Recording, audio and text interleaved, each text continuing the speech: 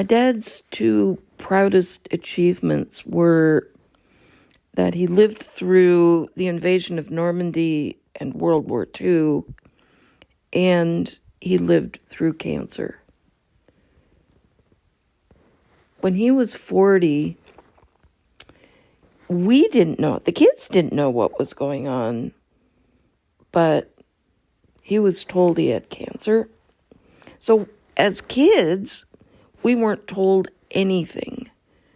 So it was just really weird that we would come home from school and tumble in the door. Tumble because you would be pushing on the door, the front door, trying to get in.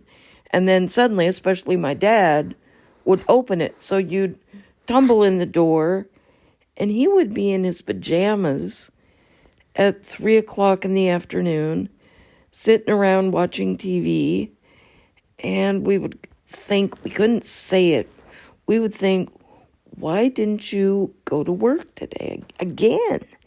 Why didn't you go to work? Why are you sitting around watching TV? Sister Chris and I still hate TV. It gives us the creepy crawlies to be in a room with the TV on because it reminds us of how heavy the vibes were. They were so heavy, and just, it was, you could feel these heartbreaking, something was going on, and nobody would tell the kids.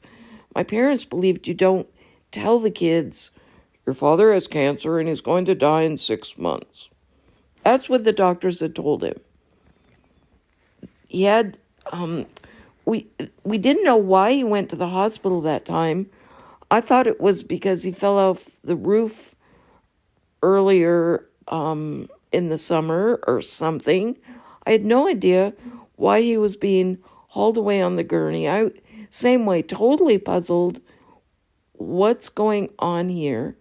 Apparently, looking back, it was because they were inspecting that mole to see if that's what started the skin cancer. I didn't even know until decades later that he had skin cancer. Both Chris and I thought he had cancer of the lymph. Well, he did after the skin cancer had moved along in his body. You can see how much oppressive silence there was about this whole thing. But so my parents were trying the best they could, for sure.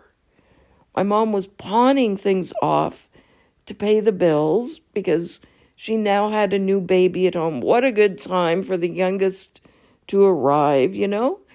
And my parents would go in the basement to scream at each other. They wouldn't scream in front of us, but they would go in the basement where they thought we could not hear. But Chris and Katie and I would be at the heat vent with our ears crammed to it because it was like a conduit for the sound, you know? We could hear what they were saying in the basement. And they were screaming at each other. My mom would be screaming, John, you've got to fight this thing. Now, mind you, she didn't say you've got to fight the cancer. She said this thing. It was still a secret. John, you've got to fight this thing, because that's how she did things. She was a fighter, and she was a dynamo, and she would push right up against everything. My dad wouldn't really scream back. He would just firmly say, I will do it my way. She would keep pressing him about, you've got to fight this thing. And he would say, I will do it my way. His way. What was that? It was this introvert go inside to sort it all out. And it was laughter is the best medicine. Those two things are what carried him all the way from Normandy to Marseille in World War II amidst all the blood and guts. His way of doing things worked for him. So isn't that sort of how it is all through life here, is we each bring our own styles And we each think that's how you do it, when in fact it's how it works for us. I know so many of my most hilarious clashes with people are when it's that same meeting of the minds where I think a certain way is the best because it works for me, and the other person thinks, well, we should do it this way because it's what works for them, when in fact there are billions of ways that work because there are billions of people on this planet. So my dad's way did work.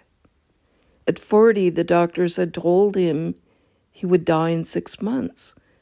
And he had quit work, or his boss had fired him or whatever because he was dying. And then he sat there in his pajamas for quite a while until he said, you know what?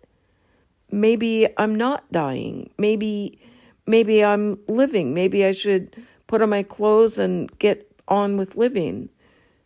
And he lived another 40 years.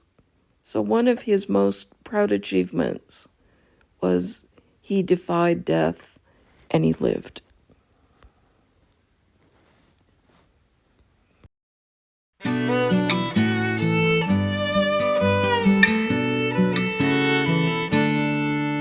Let us pause in life's pleasures and count its many tears, while we all sup sorrow with the poor.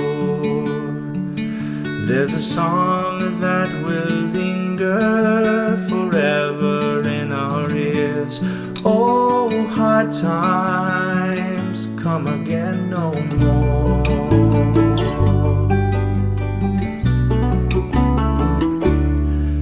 While we seek mirth and beauty and music light and gay, there are frail forms fainting at the door.